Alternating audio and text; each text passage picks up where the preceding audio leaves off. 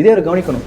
ஏன்னா இவருடைய உரிமையை, இவருடைய சலுகையை மதம் மாறிய கிறிஸ்தவர்கள் பிடிங்கிக் கொள்ள முயற்சி செய்கிறார்கள். இது ஒண்ணு. ரெண்டாவது, நீங்களே அழகா சொன்னீங்க, மிரட்டுறாரு.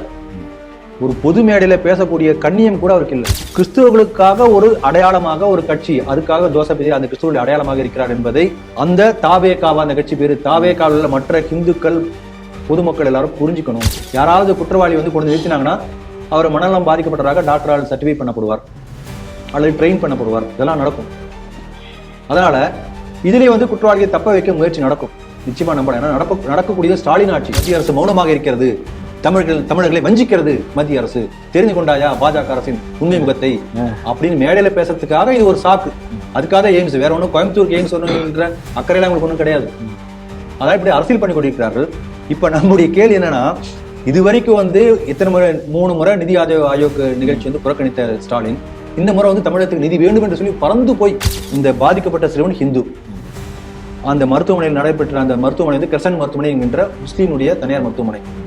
ஆபரேஷன் செய்த டாக்டர் பேர் டாக்டர் ஓவைசி என்கிற முஸ்லீம். இவ்வளவுதான். இதுக்கு மேல ஒன்று சொல்றதுக்கு ஒண்ணுமே இல்லை. எல்லாருமே புரிஞ்சுக்கலாம். இப்போ ஒரு தனியார் மருத்துவமனை, ஒரு டாக்டர், ஒரு இண்டிவிஜுவல், அந்த இண்டிவிஜுவல் தவறாக செய்திருக்கிறார், அந்த மருத்துவமனை தவறு செய்திருக்கிறது. இதை இப்படி கேஸ் பார்ப்பாங்களா, இல்ல அவர்களுக்கு பின்னால் இருக்கக்கூடிய சமுதாயத்தை பற்றி யோசிப்பார்கள்? இப்போது அப்படிதான் நினைக்கிறது. பின்னாடி தான் பாக்குறாங்க, முன்னாடி யாரும் பாக்குறது இல்லை. பின்புலத்தில் எந்த அளவுக்கு வலிமை இருக்கிறது, அவங்க வந்து எந்த அளவுக்கு அராஜகம் பண்ணுவாங்க என்பதை பார்த்து தான் இன்றைக்கு போலீஸ் ஸ்டேஷன்லயும் சரி மற்ற நிர்வாக முடிவுகள் கூட அப்படிதான் எடுத்துக்கொண்டிருக்கிறார்கள். அந்த செயின்ட் மார்டின் என்கின்ற தீவை வந்து கைப்பற்ற வேண்டும் என்று ரொம்ப நாட்கள் அமெரிக்காவுக்கு இருக்காங்க. அந்த தீவை கைப்பற்றி இங்க ஒரு ராணுவ தளம் அமைச்சாச்சுன்னா அங்கிருந்தே வந்து பல நாடுகளை மிரட்ட முடியும். இந்தியா, பங்களாதேஷ், இந்த பக்கம் சைனாவுக்கு பண்ணலாம், நேபாள், கிட்டத்தட்ட ஒரு 10-15 நாடுகளே அந்த ஒரு தளத்தை வைத்து மிரட்ட முடியும். அப்படிப்பட்ட ஒரு ஸ்ட்ராட்டஜிக் பொசிஷன்.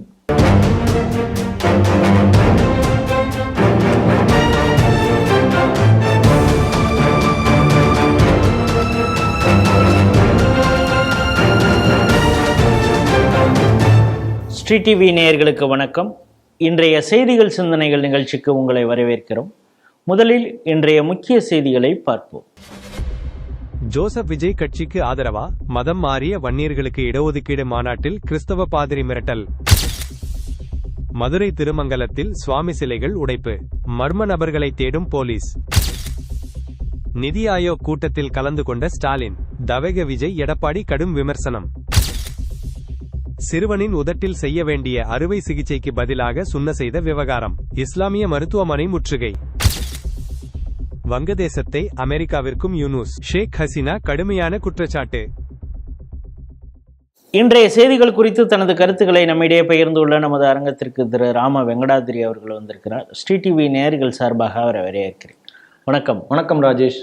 திண்டுக்கல் அங்கே வந்து மதம் மாறிய வன்னியர்களுக்காக ஒரு மாநாடு நடத்திருக்காங்க. அந்த மாநாடு எதற்குன்னா, அவங்கள எம்பிசி பட்டியலில் சேர்த்து அந்த எம்பிசிக்கு உரிய இடஒதுக்கீடு வேண்டும் அப்படின்னு சொல்லி கிறிஸ்துவர்கள் அங்கே இருக்கக்கூடிய பிஷப் தலைமையில் ஒரு கூட்டம் போட்டியிருக்காங்க. பேசிய ஒரு பாதிரி என்ன சொல்கிறாருன்னா, ஒரு மிரட்டல் துணியில் பேசுகிறார். சென்ற முறை வந்து நாங்கள் எல்லாரும் சேர்ந்து உங்களுக்கு ஓட்டு போட்டோம் மீன்ஸ் டிஎம்கே சொல்கிறாரு. நாங்கள் இந்த இடஒதுக்கீடு வேணும்னு உங்கள்கிட்ட கெஞ்சிட்டுலாம் இல்லை. இந்த தடவை பார்த்தீங்கன்னா பாஜக, அதிமுகன்னு அது ஒரு பக்கம் நிற்கிது, பாமக அவங்கெல்லாம். அதுக்கப்புறம் நீங்கள் இந்த பக்கம் இருக்கீங்க. நான் கிறிஸ்துவன் என்று சொல்லிக்கொண்டு ஜோசப் விஜய் அப்படின்னு பேர் வைத்து கொண்டு ஒருத்தர் கட்சி புதுசாக தொடங்கியிருக்காரு. எங்களுக்கு ஆப்ஷன்ஸ் இருக்கு. அதாவது மறைமுகமாக நாங்கள் விஜய்க்கு கூட நாங்கள் ஆதரவு தெரிவிப்போம் அப்படிங்கிறது மாதிரி திமுகவுக்கு ஒரு சவால் விடுறது மாதிரி தெரியுது. மதம் மாறிய வன்னியவர்களுக்கு இடஒதுக்கீடு, இதை எப்படி பார்க்குறீங்க? ஏற்கனவே இந்த மாநாடு தடை செய்யப்பட வேண்டும் என்ற நோக்கத்திலே ஸ்ரீ டிவியில் நம்ம பேசியிருக்கிறோம். இந்த மாநாடு ஆரம்பிப்பதற்கு முன்னதாகவே. இதில் நம்ம என்ன கவனிக்கணும்னா, ஒருத்தர் வன்னியராக இருந்து கிறிஸ்துவராக மதம் மாறிவிட்டார். அவர் கிறிஸ்டியன் தான், வன்னியர் கிடையாது. வன்னியர் வேற, கிறிஸ்டியன் வேற. இப்போ நாடார் இருக்காரு. நாடார்கள் கிறிஸ்துவராக மாறிவிட்டார், ஒரு கிறிஸ்துவங்க தான், நாடார் கிடையாது. இவங்க வந்து கிறிஸ்துவ நாடார் ஒரு டேக் போடுறாங்க. அப்படி இருக்க சாத்தியமே இல்லை, வாய்ப்பே இல்லை. சூடான ஐஸ்கிரீம் மாதிரி தான். ஆமா. இப்போ ஒரு ஆவி இருக்கிறது, ஐஸ்கிரீம் வந்து ஆவியா மாறியாச்சு, கன்வெர்டட். அப்புறம் ஆவியே ஐஸ்கிரீம் எப்படி நீங்க ஒன்னா சொல்ல முடியும்? ரெண்டு வேற, நீராவி வேற, ஐஸ்கிரீம் வேற. திருப்பி இந்த மாதிரி இந்த ஃபார்மேட் கன்வெர்ட் ஆனா வேணா சொல்லிக்கலாம்.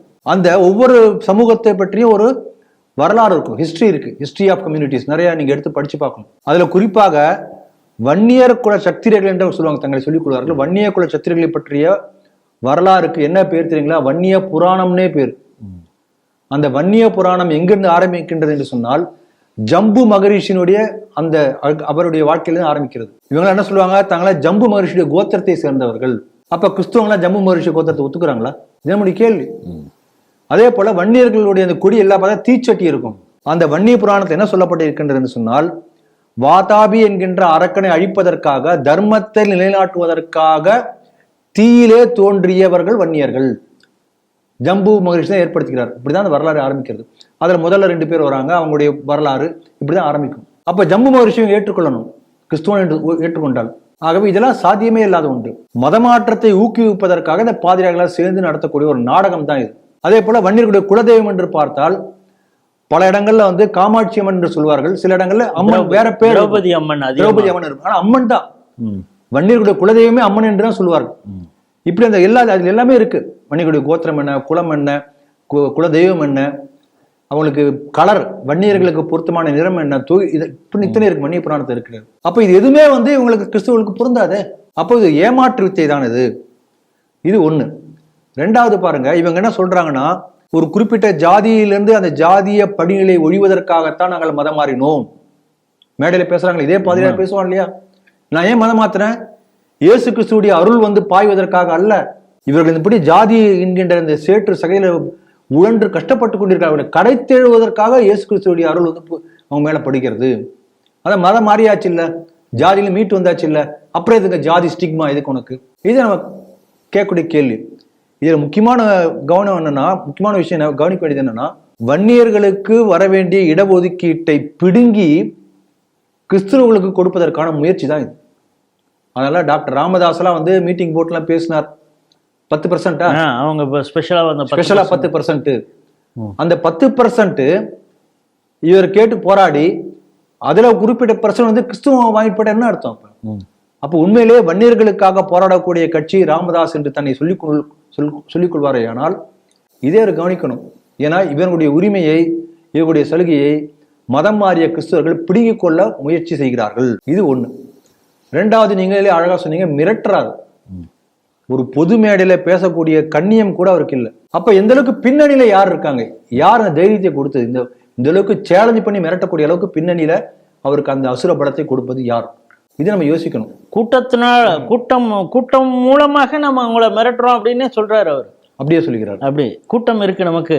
ஆமா. இந்த ஜோசப் விஜய் கட்சி ஆரம்பிச்ச புதுசுல நம்ம பலமுறை ஸ்ரீ டிவில, அதுக்கு முன்பே பலமுறை ஜோசப் விஜய் பத்தி பேசியிருக்கோம். நான் சொல்லும் போதெல்லாம் ஜோசப் விஜய் என்று நம்ம சொல்லுவோம். எப்படி சீமான் என்று மற்றவங்க சொல்லுவாங்க, சைமன் என்று தான் சொல்லுவோம். உண்மையான பேர் அதுதான்.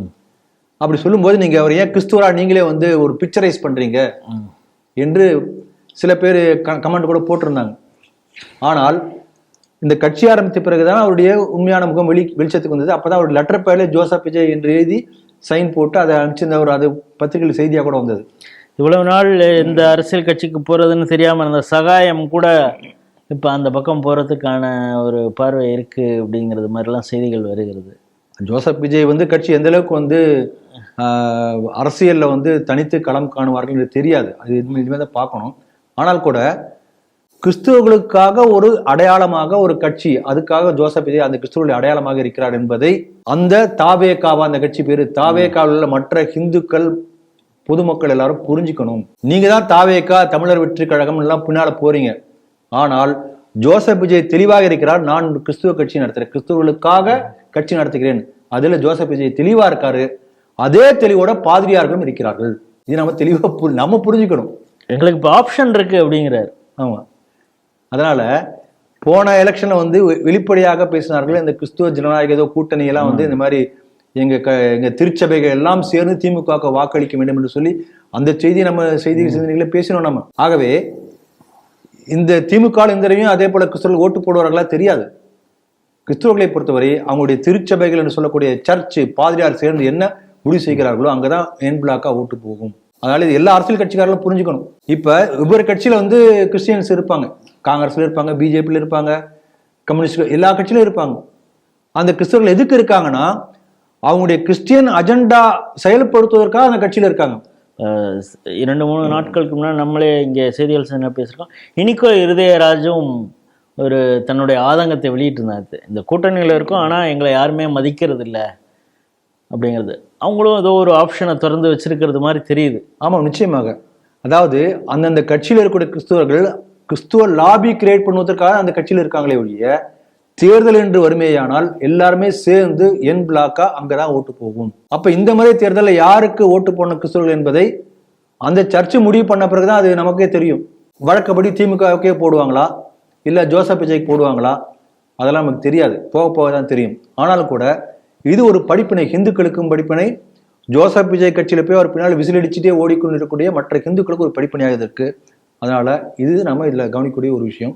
மூணாவதா கடைசியாக சொல்லக்கூடிய விஷயம் என்னன்னா, சுப்ரீம் கோர்ட்டு மற்ற பல ஹைகோர்ட்ல பல முறை சொல்லியிருக்கிறார்கள், இதே போல மதம் மாறியவர்களுக்கு அந்தந்த மதம் மாறி எந்த ஜாதியிலும் மதம் மாறினார்களோ அந்த ஜாதியுடைய சலுகைகள் கிடைக்கக்கூடாது, கிடைக்க முடியாது என்று பல முறை சுப்ரீம் கோர்ட்ல தீர்ப்பு வந்திருக்கிறது.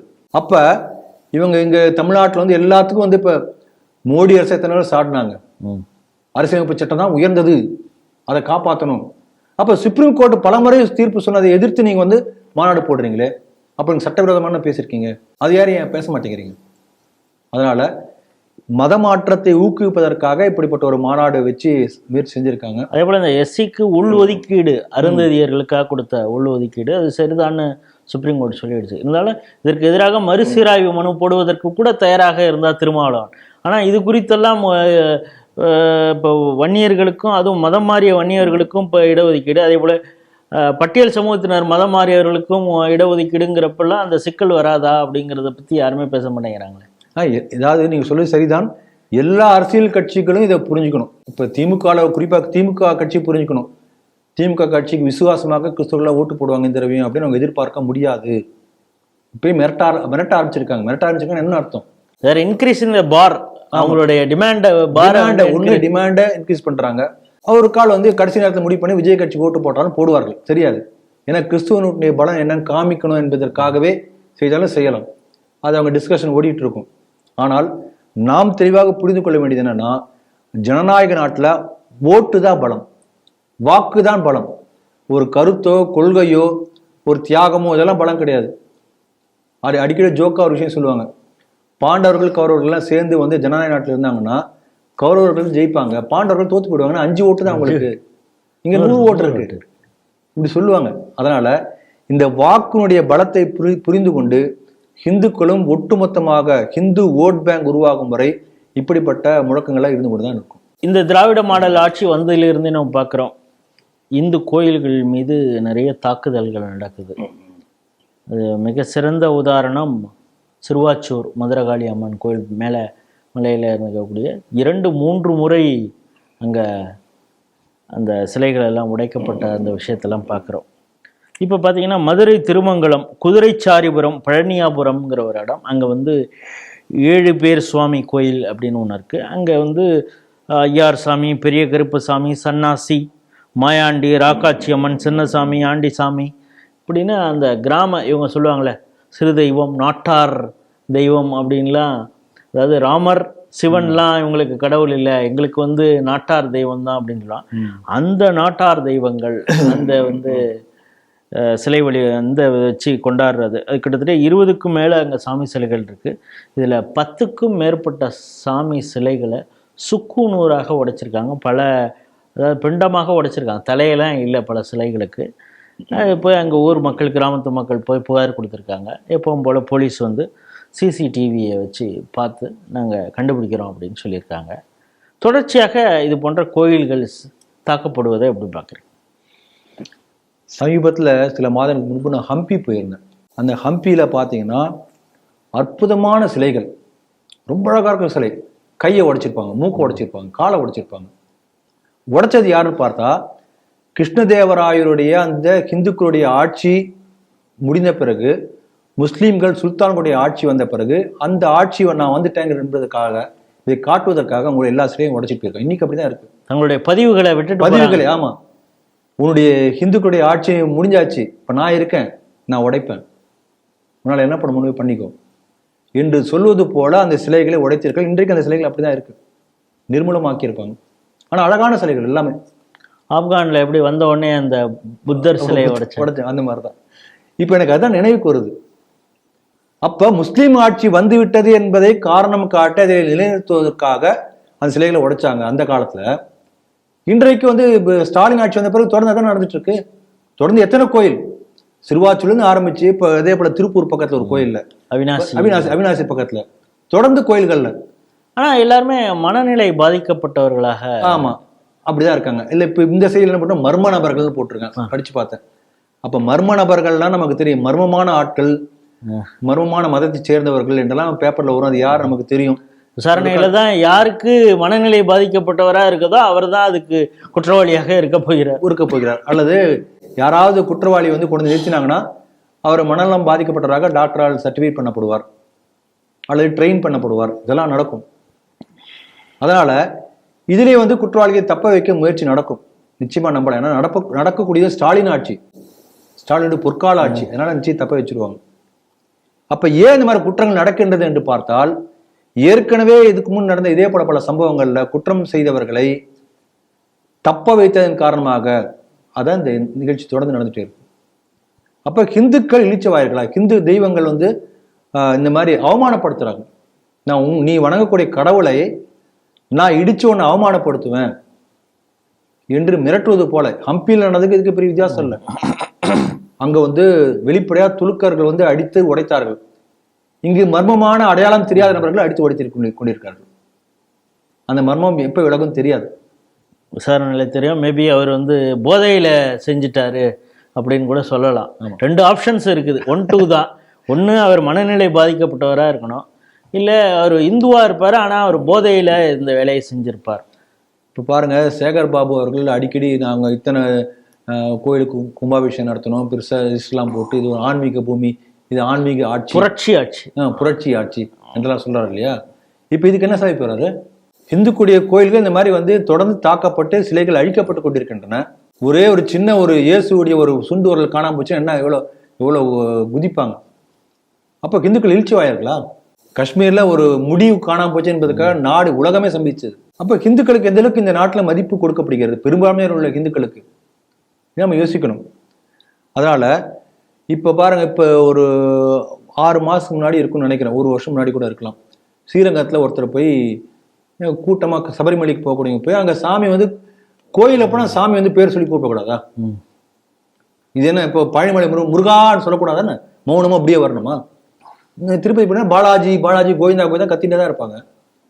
அப்போ அந்த ஸ்ரீரங்க கோயிலில் போய் சாமி வந்து பெயர் சொல்லி அப்படியே ஏதோ பரவசத்தில் ஒருத்தர் பண்ணதுக்காக அங்கே அந்த அதிகாரிகள்லாம் சேர்ந்து ஒரு அடிச்சு உதைச்சாங்க, பேப்பர் செய்து இல்லையா? கோயிலில் போய் இறைவனை கும்பிட்டதற்காக ஒருத்தருக்கு அடிவதை கிடைக்கிறது, ஆனால் கோயில் சாமி சிலைகளை உடைத்து கொண்டிருக்கிறார்கள். இந்த நடவடிக்கை இல்லை. அப்போ இது ஹிந்து விரோத ஆட்சியே இல்லையா? சொல்லுங்க. இப்போ நார்த் மெட்ராஸில் ஒருத்தர் கூட இந்த அந்த சாமி மேலேயே கோவப்பட்டெல்லாம் அடித்தார் தெரியுங்களா? அவர் கண்டுபிடிச்சாங்க. காரணம் வந்து அவருடைய பிரார்த்தனையை வந்து அவர் நிறைவேற்றலைன்னு சொல்லி இருந்தார். பிறகு அவர் வந்து மதம் மாறினவர் அப்படின்லாம் சொல்கிறாங்க. இருந்தாலும் அந்த கடவுள் மேலே கோவப்பட்டெல்லாம் அடித்து உடைச்சார்.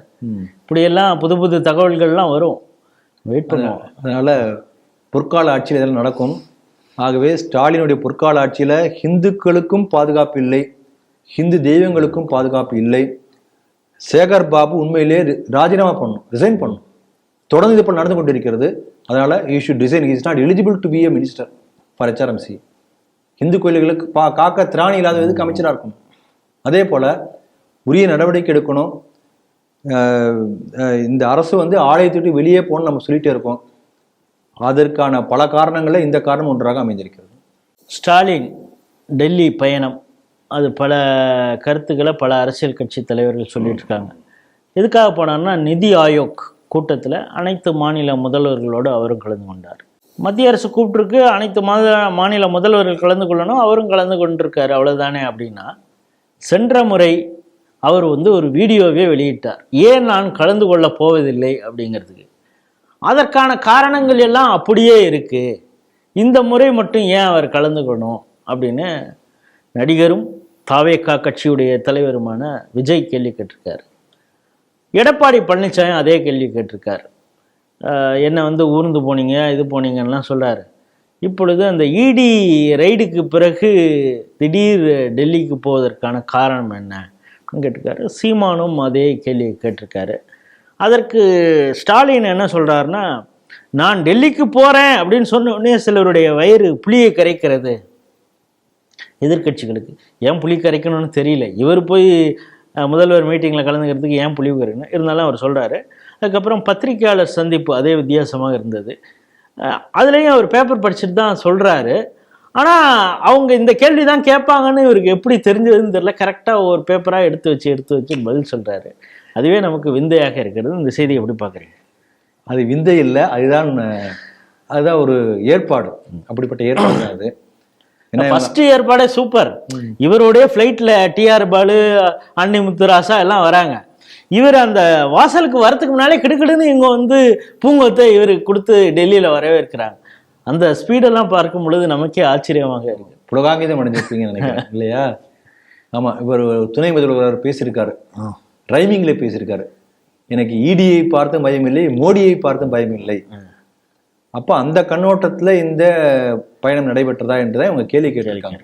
இவங்க கேட்கக்கூடிய கேள்வி நாமளும் வந்து கொஞ்சம் யோசிச்சு பார்த்தோம்னா நமக்கு சில விஷயங்கள் நான் பொதுவாக பார்க்கலாமே. இப்போ என்னன்னா, ஏற்கனவே இந்த அரசாங்கத்தின் மத்திய அரசாங்கத்தின் மேல கேஸ் போட்டிருக்காங்க. தொடர்ந்து மோதல் போக்கு. ஆமா, அது வந்து கவர்னரே கேள்வி ஜனாதிபதியே கேள்வி கேட்கிற அளவுக்கு. ஆமா, சுப்ரீம் கோர்ட் ஆல் இந்தியா லெவல்ல பெரிய ஹாட் நியூஸ் ஆயிருக்கிறது. அந்த அளவுக்கு ஒரு பெரிய மோதல் போக்கு இவங்களை கடைபிடித்துக் கொண்டிருக்காங்க. இது ஒண்ணு. தொடர்ந்து எந்த பொதுக்கூட்டமா இருந்தாலும் சரி, நிகழ்ச்சியா இருந்தாலும் சரி, அந்த நிகழ்ச்சியில மோடியே வந்து கலந்து கொண்டாலும் கூட சரி, ஒரே குற்றச்சாட்டு, எங்களுக்கு நிதி கொடுக்கப்படவில்லை.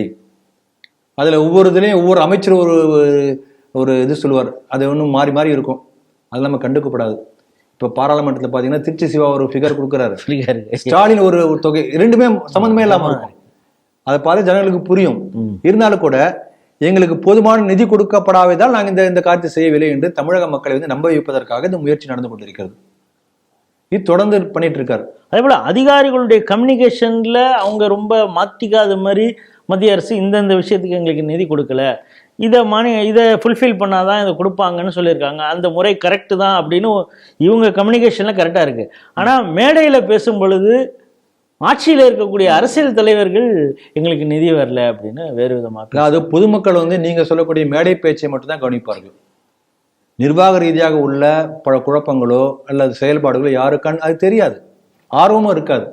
பரபரப்பான விஷயங்கள் தானே பொதுமக்கள் பார்க்க போறாங்க. இப்போ நீங்க பாத்தீங்கன்னா அங்க போய் வந்து கோயம்புத்தூர்ல எய்ம்ஸ் என்று இப்ப இதுக்கு கோஷம் போடணும், ஏன் கேட்கணும்? ஏற்கனவே எய்ம்ஸ் கல்ல தூக்கிட்டு போனோம். இப்ப என்ன பண்ணுவாங்க, இப்போ அடுத்த எலெக்ஷன் வரப்போகுது, ஒரு வருஷத்துக்குள்ள ஒன்றும் பெருசா பண்ண முடியாது. நாங்கள் கோயம்புத்தூர்ல எய்ம்ஸ் கல்லூரி கேட்டோம், மத்திய அரசு மௌனமாக இருக்கிறது, தமிழர்களை வஞ்சிக்கிறது மத்திய அரசு, தெரிந்து கொண்டாயா பாஜக அரசின் உண்மை முகத்தை அப்படின்னு மேடையில பேசுறதுக்காக இது ஒரு சாக்கு. அதுக்காக எய்ம்ஸ், வேற ஒன்றும் கோயம்புத்தூருக்கு எய்ம்ஸ் ஒன்றுன்ற அக்கறையெல்லாம் உங்களுக்கு ஒன்றும் கிடையாது. அதான் இப்படி அரசியல் பண்ணி கொண்டிருக்கிறார்கள்.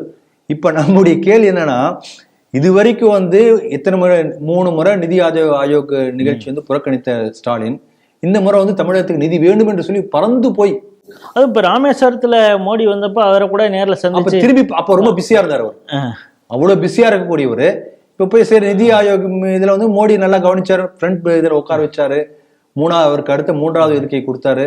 ஏன்னா நல்லா வளர்ந்த மாநிலம் என்பதற்கான அந்த அந்தஸ்துலாம் கொடுத்தாரு.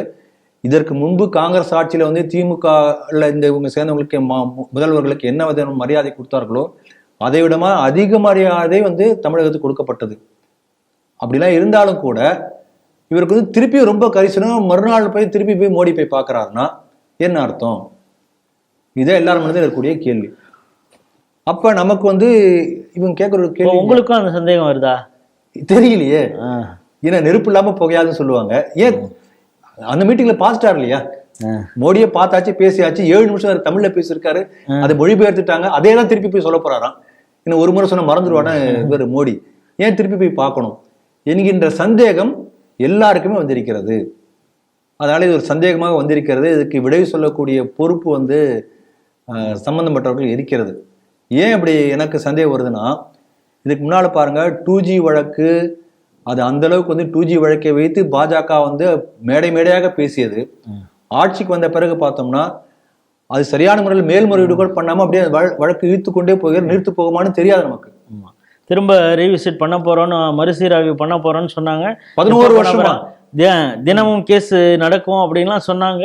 என்ன ஆக போகுது என்ன ஆகுதுன்னு தெரியல. அப்போ உலகத்திலேயே இதை விட பெரிய ஊழல் நடக்கவில்லை என்றெல்லாம் சொல்லி அந்த அளவுக்கு வந்து அது பில்டப் கொடுத்துட்டு கடைசி அந்த வழக்கை ஏன் இந்த அளவுக்கு வந்து நீட்டிக்கக்கூடிய அளவுக்கு போக்கே தொடர்ந்து கொண்டிருக்கிறது. இது ஒரு நெருடல். உங்களுக்கு இருக்கு, எனக்கு இருக்கு, எல்லாருக்குமே இது இருக்கு. இன்னொரு நெருடல் சொல்றேன் பாருங்க. சமீபத்தில் நடந்த வழக்கு ராகுல் காந்திக்கு வந்து அந்த பிரிட்டிஷ் குடியுரிமை அதை பற்றி கிட்டத்தட்ட எனக்கு தெரிஞ்சு 100கணக்கான முறை சுப்பிரமணிய சாமி பேசியிருப்பார்.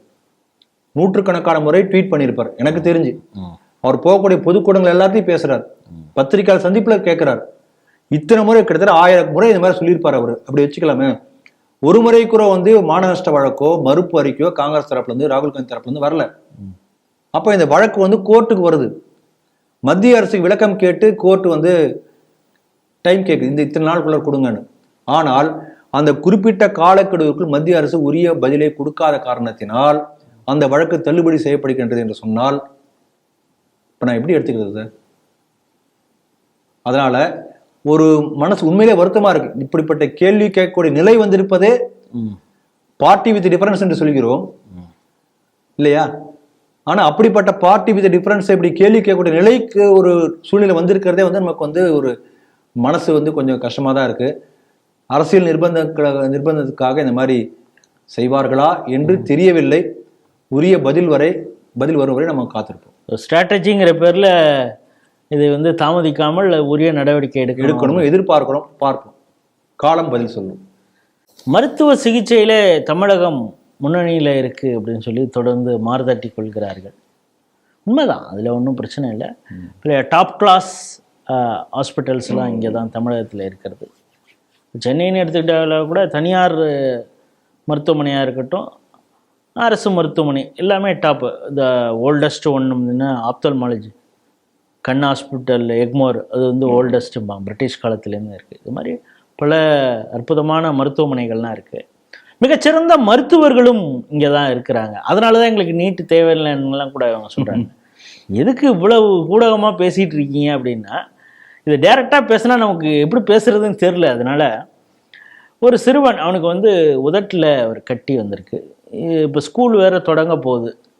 ஸ்கூலில் போனால் எல்லோரும் கிண்டல் அடிப்பாங்க என்னன்னு சொல்லி பேரண்ட்ஸ் நினச்சாங்க. சீக்கிரம் இதை வந்து சிகிச்சை மூலமாக அதை அகற்றணும் அப்படின்னு போகிறப்ப ட்ரிப்ளிகேனில் இருக்கக்கூடிய அந்த பெசன்ட் சாலையில் கிரசன்ட் அப்படின்னு ஒரு தனியார் மருத்துவமனை அங்கே போயிருக்காங்க. அவங்க வந்து பிளட் டெஸ்ட்லாம் எடுத்துகிட்டு நான் நீக்கிடலாம், இந்த கட்டியை நீக்கிடலாம் அப்படின்ட்டுருக்காங்க. சரின்னா அவங்கள அட்மிட் பண்ணிட்டாங்க. அடுத்த நாள் பையனை டிஸ்சார்ஜ் பண்ணி அழைச்சிட்டு போனோம்ல, பார்த்தா எங்கே கட்டி இருக்கிறதோ அது அங்கே இருக்குது. மாறாக அவன் வந்து இந்து குழந்தை, அதையும் பார்க்கணும், சுன்னத் செய்திருக்கிறார். அதாவது இஸ்லாம் மதத்தில் பிறந்தவொடனே எப்படி பண்ணுவாங்களோ அது மாதிரி பண்ணியிருக்காங்க. இதை எதிர்த்து அந்த பெற்றோர்கள் வந்து மருத்துவமனைகிட்ட கேட்கும் பொழுது அவங்க உரிய விளக்கம் சொல்லாமல் அலட்சியமாக ஏதோ ஞாபகத்தில் சர்ஜரி பண்ணிட்டேன் அப்படிங்கிறாங்க. இவங்க பிறகு போலீஸ் ஸ்டேஷனில் புகார் சொல்ல உடனே போலீஸ் ஆறாமரை அந்த மருத்துவமனை கூப்பிட்டு அந்த மருத்துவரை கூப்பிட்டு விசாரணை பண்ணியிருக்காங்க. என்ன நடவடிக்கை எடுக்க போகிறாங்கன்னு தெரில. இது போல் தவறான சிகிச்சை பண்ணால் அந்த மருத்துவமனைக்கு உரிய தண்டனை, அபராதம், செய்த மருத்துவர் மீது வழக்கு, இதெல்லாம் நடக்குமான்னு தெரியல. ஏன்னா அந்த பக்கம் அவ்வளோ பலமாக இருக்கிறது அப்படின்னு சொல்கிறாங்க. இந்த செய்தி எப்படி பார்க்குறீங்க? தமிழில் ஒரு பழமொழி இருக்குது, அமாவாசைக்கும் அப்துல் காதருக்கும் என்ன சம்பந்தம்? இன்னைக்கு அமாவாசை. இன்னைக்கு அமாவாசை. நான் இந்த பழமொழி ஏன் சொன்னேன்னா, உதட்டுக்குள்ள கட்டிக்கும் ஆப்ரேஷன் செய்யப்பட்ட இடத்துக்கும் என்ன சம்பந்தம்? இப்போ உதாரணத்துக்கு வந்து வயிற்றுல ஆப்ரேஷன், அப்போ வந்து மறந்து போய் கொஞ்சம் கீழே இறங்கி பட்டானா கூட ஒத்துக்கலாம். ஏதோ கொஞ்சம் அதே லொகேஷன் சொல்லிட்டு சம்பந்தமே இல்லாம எப்படி பண்ண முடியும்? அப்ப இது வந்து ஒரு டெலிபரேட் அட்டெம்ப்ட் என்று நமக்கு தோன்றுகிறது. ஏன்னு சொன்னா, இந்த நீங்க சொன்ன செய்திக்கு வந்து ஒரே சென்டென்ஸ்ல பதில் சொல்லி முடிச்சிடலாம். இந்த பாதிக்கப்பட்ட சிறுவன் ஹிந்து. அந்த மருத்துவமனையில் நடைபெற்ற அந்த மருத்துவமனை வந்து கிரசன்ட் மருத்துவமனை என்கின்ற முஸ்லீமுடைய தனியார் மருத்துவமனை. ஆபரேஷன் செய்த டாக்டர் பேர் டாக்டர் ஓவைசி என்கிற முஸ்லீம். இவ்வளவுதான், இதுக்கு மேல ஒன்றும் சொல்றதுக்கு ஒண்ணுமே இல்லை. எல்லாருமே புரிஞ்சுக்கலாம். அப்ப டெலிபரேட்டா இந்த மாதிரி செஞ்சிருக்காங்க ஒரு ஹிந்து சிறுவனுக்கு. அந்த சிறுவனுக்கு முதல்ல அந்த சர்க்கம்சிஷன் அந்த இது பண்றதுக்கான தேவை என்ன இருந்ததுன்னா அந்த மருத்துவர் யோசிக்கணும்ல. ஆமா, வரவங்களுக்குலாம் அந்த சர்ஜரிக்கு தான் அங்க வராங்களா என்ன, அதுவும் நமக்கு தெரியல. இல்ல அந்த ஏரியால முஸ்லீம்கள் பெரும்பான்மையா இருக்கக்கூடிய பகுதி, அதனால நிறைய முஸ்லீம்கள் வந்து அந்த மாதிரி ஆபரேஷன் வரலாம். பட் இது இந்த ஒரு நான் ஒரு கேட்கறது இப்படி நெக்லிஜென்ஸ் நீங்க எடுத்துக்க முடியுமா? இப்போ ஒரு சின்ன ஆபரேஷன் பண்றதா இருந்தாலும் கூட பேர் இது பண்ணி டெஸ்ட் எல்லா கேஸ் எழுதி அந்த எந்த டாக்டர் பண்ண போறாரு, டேட்டு, என்னைக்கு அட்மிட் பண்றீங்க, என்னைக்கு டிஸ்சார்ஜ் பண்ணீங்க, என்ன ஆபரேஷன், அதுக்கு ஆபரேஷன் முன்னாடி இப்படி இருக்கு, ஆபரேஷன் பின்னாடி இப்படி இருக்கு, பிபி எத்தனை, இன்னும் எல்லாத்தையும் அதுக்கான இன்ஸ்ட்ருமெண்ட்ஸ் அது தனியா எல்லாத்தையும் வைக்கணும். ஆமா இல்லையா? அப்படிதானே பண்ணுவாங்க. நார்மலா ஒரு ஆஸ்பத்திரியில ஒண்ணுமே இல்லாத ஒரு சின்ன விஷயத்துக்கு கூட இத்தனையும் பண்ணி ஆகணும். It's a procedure. எனக்கு கையில ஒரு சின்ன இதாச்சு போய் 1/2 மணி நேரம் உட்கார வச்சு உட்காந்து எழுதிட்டே இருக்காங்க. ஆபரேஷன் இல்ல, சும்மா ஒரு இதுக்கு அடிபட்டதுக்கு காயம் போடுறதுக்கு, ரோட்ல அடிபட்டு போறதுக்கு ஏகப்பட்ட ப்ரொசீஜர் இத்தனையும் பண்றான். எக்ஸ்ரே எடுத்து ரிப்போர்ட் என்னன்னு எழுதி, அவனுக்கு ஒண்ணுமில்ல தெரியும் எழுதி, அதை ஒரு எந்த டாக்டர் அவர் சைன் போட்டு இத்தனையும் பண்ணி முடிச்சப்போ ஒண்ணுமில்ல சொல்வதற்கு 1/2 மணி நேரம் ஆகுது. இதான் ப்ரொசீஜர். அப்படி இருக்கும்போது ஒரு ஆப்ரேஷன் பண்ணக்கூடிய ஒரு இதுல எத்தனை ப்ரொசீஜர், சர்ஜரி ரிப்போர்ட் எப்படி எத்தனை இருக்கும், முடிஞ்ச பிறகு அப்புறம் டிஸ்சார்ஜ் சம்மரி என்று அதையும் கொடுக்கணும். இந்த இடத்துல ஆப்ரேஷன் பண்ணணும், இந்த மாதிரி ஆச்சு, இது ஆச்சு, இப்படி ஆச்சு, டிஸ்சார்ஜ் பண்ணும்போது இந்த மாதிரி இந்த தேதி இந்த டைம்ல பண்ணணும், இந்த மாதிரி இருந்தாரு அப்படிதான் கொடுப்பாங்க. அப்படி இருக்கும்போது எப்படி நெக்லிஜென்ஸ் சொல்ல முடியும்? ஆகவே இட்ஸ் a deliberate attempt. இந்த மாதிரி பண்ணுவோமே, ஹிந்துக்கள் தானே என்ன பண்றாங்க பார்க்கலாம் என்கின்ற ஒரு திமிர்த்தனமாக கூட நான் இருக்கலாம். ஆகவே இது நாம் வந்து ரொம்ப கீழ்த்தரமான செயலை செஞ்சிருக்காங்க. இது ஒண்ணு. ரெண்டாவது பாருங்க, இந்த பாதிக்கப்பட்ட அந்த பையனுடைய மாமா போய் போலீஸ் ஸ்டேஷன்ல கம்ப்ளைண்ட் கொடுத்திருக்காரு, ஒன்றும் பெருசா இது பண்ணல. அப்புறம் அந்த பகுதியில் உள்ள ஹிந்துக்கள்லாம் சில பேர்லாம் சேர்ந்து போய் அந்த அலுவலக இது ஹாஸ்பிட்டல் வாசலை போய் முற்றுகையிட மாதிரி போன பிறகுதான் போலீஸே வந்திருக்காங்க. விசாரணைக்கு நடவடிக்கை எடுக்கல, விசாரணைக்கா வந்திருக்காங்க. அப்ப இதே பாருங்க, அதே இது வந்து பெசன் நகர், இது பெசன் ரோடு ஐஸ் ஹவுஸ் திருவள்ளிக்கேணியில, அதே கடற்கரை விட்டு மாதிரி கொஞ்சம் தூரத்திலேயே பட்டினப்பாக்கம் ஃபோர்ஸ் எஸ்டேட்ல கொஞ்ச நாளைக்கு முன்னாடி என்ன ஆச்சுன்னா, இதே போல ஒரு வீடு இடிஞ்சு விழுந்து ஒரு முஸ்லீம் பையன் ஒருத்தர் இறந்து போயிட்டார். அதாவது நீங்க சொல்றது அந்த விண்ட்ஷீல்டு விழுந்து ஒருத்தர் இறந்து போயிட்டார். அது வந்து யாரும் பர்பஸா பண்ண ஒரு இதே போல ஒரு குற்றமோ இது கிடையாது. மழை பெஞ்சிருக்கு, அந்த இது ஒடிஞ்சு ஒருத்தர் இறந்து போயிட்டார். உடனே அங்க இருக்கிற முஸ்லீம்கள்லாம் சேர்ந்து ரோட பிளாக் பண்ணி 4 மணி நேரம் முஸ்லீம்களுக்கு நீதி வேண்டும். அப்ப ஒண்ணுமே இல்லாத விஷயத்துக்கு முஸ்லீம்களுக்கு ஒண்ணு சேர்ந்தா உடனே எல்லாம் சேர்ந்து நீதி கேட்க போராடுவாங்களாம். இங்க வந்து அநீதி நடந்திருக்கு. ஆனாலும் கூட நீங்க இந்த மாதிரி முஸ்லீம் மட்டும் நீங்க ரோட்ல இறங்கினாதான் உங்களுக்கு நீதி கொடுப்போம் என்று அரசாங்கமே, போலீஸ் நிர்வாகமே, இங்கு உள்ள ஸ்டாலின் அரசு ஹிந்துக்களை வந்து அதே போல தள்ளுகிறது. அவங்க போய் மாமா போய் கம்ப்ளைண்ட் கொடுத்தா வாங்க மாட்டாங்க. ஒரு 50 பேர் போய் ரோட்ல இருந்தாதான் திருப்பி வாங்குவாங்க. ஓ என்னன்னு கேட்பாங்க. இல்லை, மேபி அவர் வேற யாருமே ஏதாவது கொடுத்திருந்தா கூட நடவடிக்கை எடுத்திருப்பாங்க போல இருக்கு. அது ஒரு இஸ்லாமிய மருத்துவமனை, டாக்டர் வந்து ஒரு இஸ்லாமியர், அந்த ஒரு அச்ச உணர்வு காரணமாக. அதனால அந்த இடம் எங்கன்னா நீங்க சொல்லக்கூடிய இடம் சென்னையில விநாயகர் சதுர்த்தி ஊர்வலத்தின் போது பிள்ளையார் மீதி வந்து செருப்பு மலை வீசிய மசூதி அங்கதான் இருக்கு. அங்கதான் பெரிய கலவரம் நடந்து துப்பாக்கிச்சூடு நடந்த இடம், அப்படிப்பட்ட இடம் அது. ஆகவே அங்க உள்ள இஸ்லாம்னா போலீஸோட கன்சர்ன் கரெக்ட் தானே, அவங்களுடைய உயிரும் முக்கியம் தானே அவங்களுக்கு. இப்ப நீங்க சொல்றது நீங்க புரிய வருது எனக்கு. இப்படிப்பட்ட அந்த இஸ்லாமிய மருத்துவமனையோ இஸ்லாமிய டாக்டரோ இப்படிப்பட்ட ஒரு அராஜக செயலை, கீழ்த்தரமான செயலை செய்தாலும் கூட நடவடிக்கை போலீஸ் எடுக்காது என்கிற தைரியத்தை தான் இந்த மாதிரி செஞ்சிருக்காங்க. இப்ப என்னுடைய கேள்வி என்னன்னா, இப்போ ஒரு தனியார் மருத்துவமனை, ஒரு டாக்டர், ஒரு இண்டிவிஜுவல், அந்த இண்டிவிஜுவல் தவறாக செய்திருக்கிறார், அந்த மருத்துவமனை தவறு செய்திருக்கிறது. இதை இப்படி கேஸ் பார்ப்பாங்களா, இல்லை அவர்களுக்கு பின்னால் இருக்கக்கூடிய சமுதாயத்தை பற்றி யோசிப்பார்கள்? இப்போது அப்படிதான் நடக்கிறது. பின்னாடிதான் பாக்குறாங்க, முன்னாடி யாரும் பாக்குறது இல்லை. பின்புலத்தில் எந்த அளவுக்கு வலிமை இருக்கிறது, அவங்க வந்து எந்த அளவுக்கு அராஜகம் பண்ணுவாங்க என்பதை பார்த்து தான் இன்றைக்கு போலீஸ் ஸ்டேஷன்லயும் சரி மற்ற நிர்வாக முடிவுகள் கூட அப்படிதான் எடுத்துக்கொண்டிருக்கிறார்கள். இது இப்பயே நமக்கு என்ன, அங்க ஒரு லோக்கல்ல ஒருத்தர் இருக்காரு, ஃபோன் பண்ணி கேட்டேன். அவங்க என்ன சொன்னாங்கன்னா, இப்ப ஜமாத்துக்கு போயிருக்காரு அந்த டாக்டரு. ஏன்னா இப்ப ஹிந்துக்கள்லாம் நிறைய பேர் இப்ப செய்தி பரவ ஆரம்பிச்சு எல்லாம் வந்து பேசிக்கிறாங்க. சார், அவர் மெடிக்கல் அசோசியேஷன் போல, டாக்டர்ஸ் அசோசியேஷன் ஜமாத்துக்கு தான் போயிருக்காரு. அப்ப ஒரு சட்டவிரோதமான ஒரு ஒழுக்கக்கேடான ஒரு கீழ்த்தரமான செயலை செய்தால் கூட ஜமாத்தினை பாதுகாக்கும் என்கின்ற எண்ணம் இருக்கின்ற காரணத்தினால்தான் அந்த தைரியத்தில் தான் இந்த மாதிரி பண்ணியிருக்காரோ அப்படின்னு நம்ம நினைக்க முடியும் இல்லையா? அதே போல தன்னுடைய மதத்தை சார்ந்த ஒருத்தர் வந்து இப்படிப்பட்ட செயலை செய்தாலும் கூட அவர் முஸ்லீம் என்கின்ற ஒரே காரணத்திற்காக அவரை காப்பாற்றக்கூடிய ஜமாத் அப்படின்னு எடுத்துக்கலாம் இல்லையா? இன்னொரு கோணத்துல பார்க்கலாம். போலீஸ் நிர்வாகத்தை விட பவர்ஃபுல் ஒரு அத்தாரிட்டி வந்து ஜமாத். இப்படி இந்த ஒரு சின்ன செய்தியில இத்தனை விஷயத்தை பார்க்க முடிகிறது. எப்படி இருந்தாலும் வந்து ஒரு தவறான ஒரு கீழ்த்தரமான செயல். காம்பன்சேஷன் அந்த குழந்தைக்கு கிடைக்கணும். கிடைக்கணும். வேற சர்ஜரி திரும்ப அவங்க பண்ணணும். காம்பன்சேஷன் கிடைக்கணும். அதே போல அவர் வந்து உண்மையிலே அரெஸ்ட் பண்ணணும், விசாரணை பண்ணணும், அரெஸ்ட் பண்ணி விசாரணை பண்ணணும். அந்த இதுக்கு வந்து ஏதாவது நஷ்டஈடு கொடுக்குற மாதிரி அதுக்கு கேஸ் போட்டு அதுக்கு வந்து உரிய நடவடிக்கை, சட்டப்பூர்வமான நடவடிக்கை எடுக்கணும். நடக்கிறதா என்று பார்ப்போம். வங்கதேசத்துடைய இன்டரிம் கவர்மெண்ட் அதோடைய டிரான்சிஷனல் லீடர் முகமது யூனுஸ் மாணவர்கள் போராட்டம்னு ஆரம்பித்து பிறகு பயங்கரவாதிகள் கையில் அந்த போராட்டத்தை எடுத்து இந்துக்களுக்கு எதிராக பெர்சிக்யூஷன் நடந்தது.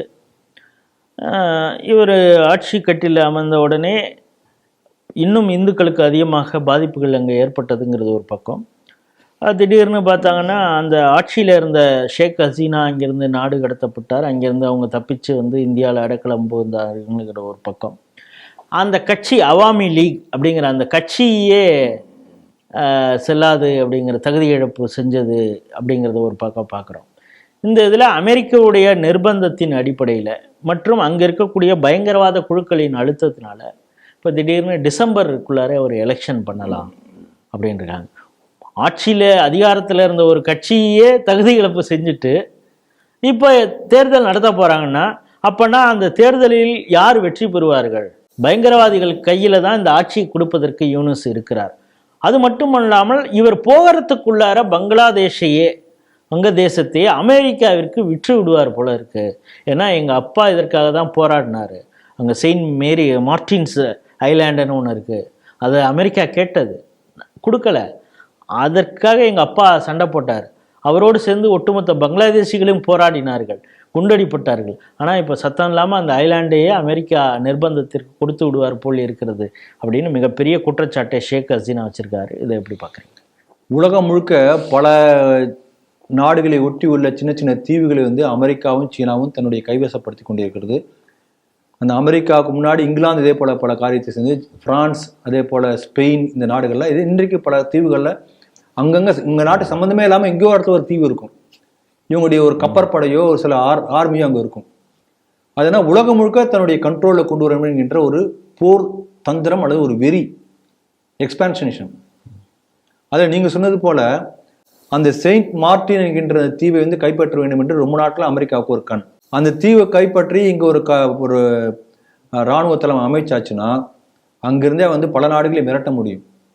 இந்தியா, பங்களாதேஷ், இந்த பக்கம் சைனாவுக்கு பண்ணலாம், நேபாள், கிட்டத்தட்ட ஒரு 10-15 நாடுகளே அந்த ஒரு தளத்தை வைத்து மிரட்ட முடியும். அப்படிப்பட்ட ஒரு ஸ்ட்ராட்டஜிக் பொசிஷன். அதனால தான் அதை கேட்குறாங்க. இப்போ ஷேக் ஹசீனா அரசாங்கமோ அதுக்கு முந்தி இருந்த அரசாங்கமோ மறுத்துட்டாங்க, தொடர்ந்து நிர்பந்தம் கொடுத்துட்டே இருக்காங்க.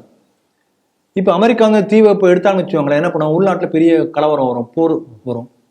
அப்போ என்ன செய்கிறாங்கன்னா, இவர்களுக்கு சாதகமான பப்பட் இந்த யூனிஸ் அவரை கொண்டு முதல்ல உட்கார இருக்கிறாங்க. இந்த தீவை இங்கே எடுக்கும்போது மக்கள் கவனம் அங்கே போகக்கூடாது. அப்போ என்ன பண்ணணும், இவங்களை வந்து ஒரு இஸ்லாமிய பயங்கரவாதத்தை கிளப்பி விடணும். அங்குள்ள ஹிந்துக்களை அடித்து, கோயில்களை உடைச்சி, ஹிந்து சொத்துக்களை சூறையாடி, நெருப்பு வச்சு, ஹிந்துக்கள் அரசாங்க உதவியத்தில் நிர்பந்தப்படுத்தப்பட்டு ரிசைன் பண்ணாங்க. இஸ்கான் அந்த இவங்களுக்கு கோவிட் சமயத்தில் சோறு போட்ட இஸ்கான் அந்த சாமியாரை தூக்கி உள்ள வச்சாங்க. இத்தனையும் பண்ணாங்க. அப்போ இந்த இஸ்லாமிய பயங்கரவாதம் மட்டும்தான் வந்து வெளியில இருக்கும். இந்த தீவை எடுத்து பண்ண யாரும் கண்ணுக்கே தெரியாது, சத்தம் இல்லாமல் போயிடும். இப்படி இஸ்லாமிய பயங்கரவாதத்தை தனக்கு சாதகமாக பயன்படுத்தி கொண்டு இந்த உலகத்தில் இந்த மாதிரி தொடர்ந்து செயல் செய்யக்கூடியது அமெரிக்கா. இது புரிஞ்சுக்கணும். இப்போ பாருங்க, ஏற்கனவே ஆப்கானிஸ்தானில் தான் நடந்தது.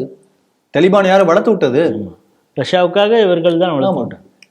அப்புறம் அதே தலிபான் வந்து வளர்த்த கடா மார்பிள பாயும்பாங்க. அல்கொய்தாவுக்கும் ஆரம்பத்தில் இவங்க தானே தீனி போட்டு எல்லாம் இவங்க தான் வளர்த்து விட்டாங்க. அதனால இப்ப தன்னுடைய நிலைப்பாட்டுக்காக, தன்னுடைய சுயநலத்துக்காக இஸ்லாமிய பயங்கரவாதத்தை வளர்த்து விட்டு பகடைக்காயாக பயன்படுத்தக்கூடியது அமெரிக்கா என்பது என்னைக்கு பங்களாதேஷுக்கு புரியுமோ அது வரைக்கும் இந்த சூழ்நிலை இருந்துட்டு தான் இருக்கும். புரியுமா தெரியாது, புரியாத மாதிரி பார்த்துக்கொள்வார்கள். யூனிஸ் அதை கவனிச்சுக்குவார். காசை கொடுத்தோன்னா பத்திரிகைகளுக்கும் மற்றவங்களுக்கோ வாரி இறைச்சி இந்த மாதிரி செய்தி வரணும் பார்த்துக்குவார் அவர். அதை இதான் சூழ்நிலை. அதனால இந்த செய்தி நம்ம ஒரு விஷயம் தெளிவா, நம்ம நாட்டில் உள்ள முஸ்லீம் அடிப்படைவாதிகள் உலகம் முழுக்க மற்ற போராளிகள் புரிஞ்சுக்கணும். இஸ்லாமிய பயங்கரவாதம்ங்கிறது ஒரு ஆல்ரெடி ஒரு எக்ஸிஸ்டிங் ஸ்ட்ரக்சர். அதை அப்படி தூண்டி விட்டா உடனே பத்திட்டு எரியும். தூண்டுறதுக்கான சில இது இன்புட் கொடுத்தா போதும். இத்தனை நாளாக பாகிஸ்தான் அதுதான் நடந்துட்டு இருந்தது. பாகிஸ்தான் ஒரு பயங்கரவாத நாடாக இருக்குன்றது எல்லாருக்குமே தெரிஞ்சால் கூட இன்றைக்கு வந்து அமெரிக்கா வந்து ஒரு சாஃப்ட் கார்னர் பாகிஸ்தானுக்கு ஒரு சைலண்டாக ஒரு பக்கமாக F-16 கொடுத்து தான் இருப்பாங்க. அதை டெஸ்ட் பண்ணுறது ஒரு பக்கம் ஹெல்ப்பும் பண்ணுவாங்க. IMF கொடுப்பா வச்சுக்கிட்டோம் அப்படின்னு. அப்போ இஸ்லாமிய பயங்கரவாதத்தை தனக்காக பயன்படுத்தி கொண்டிருக்கிறது அமெரிக்கா. இஸ்லாமிய பயங்கரவாதம் என்பது அமெரிக்கா போன்ற வல்லரசு நாடுகளுடைய அடியாட்களாக பயன்படுத்துவதற்காகத்தான் இந்த இஸ்லாமிய பயங்கரவாதம் பயன்படுத்தி கொண்டிருக்கிறது. அதை வந்து என்றைக்கு உலகத்தில் உள்ள முஸ்லீம்கள் புரிஞ்சுக்கிறாங்களோ, குறிப்பாக நம்ம நாட்டில் உள்ள அடிப்படைவாதிகள் இதை என்றைக்கு புரிந்து கொள்கிறார்களோ அப்போதான் வந்து அவங்களுக்கு அதிலிருந்து விடுபட முடியும். அதனால் அப்படிப்பட்ட ஒரு தெளிவை கொடுக்கக்கூடிய செய்தியாக இந்த செய்தி அமையட்டும் என்று நான் நினைக்கிறேன். இன்றைய 5 செய்திகள் குறித்து மிக விரிவாகவும் ஆழமாகவும் உங்களுடைய கருத்துக்களை ஸ்டேட் டிவி நேயர்களோடு பகிர்ந்துக்கிட்டீங்க. இந்த நிகழ்ச்சியில் கலந்து கொண்டமைக்காக மிக்க நன்றியை தெரிவித்துக் கொள்வேன். நன்றி, வணக்கம். ஜெய் ஹிந்த், ஜெய் ஸ்ரீராம்.